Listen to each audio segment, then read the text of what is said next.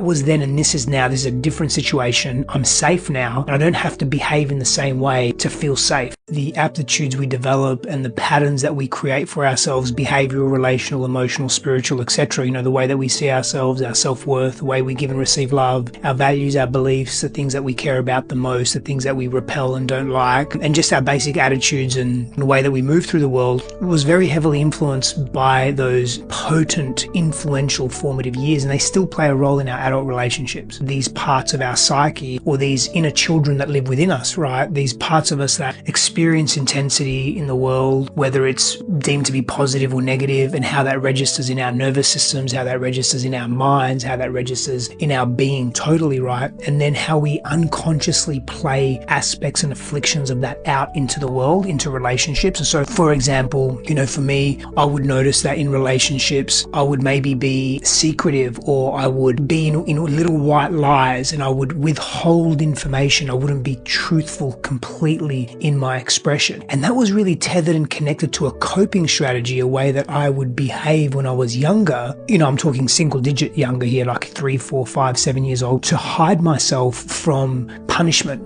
Because I grew up in a pretty violent, volatile, emotionally abusive and physically abusive environment. And so if I could manipulate the environment where I was getting hit less, or I was getting hurt less, or screamed at less, that was a win for me, win for survival, right? And that pattern played out in intimate relationships, because the projection was, if there's conflict and if there's tension, it's going to equate to big blow-ups. It's going to equate to danger. It's going to equate to not a healthy dynamic. It's going to equate to me not being safe.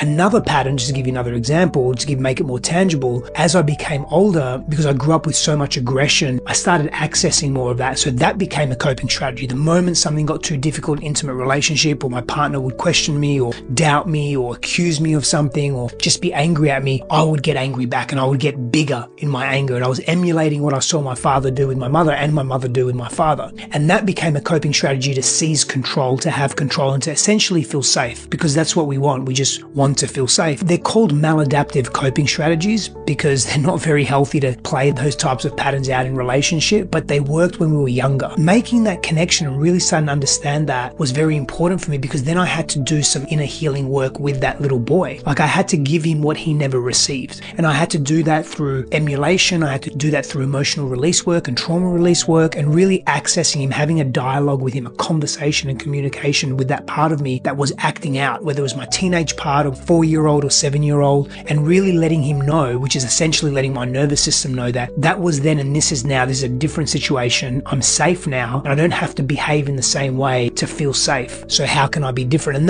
that's where the journey begins.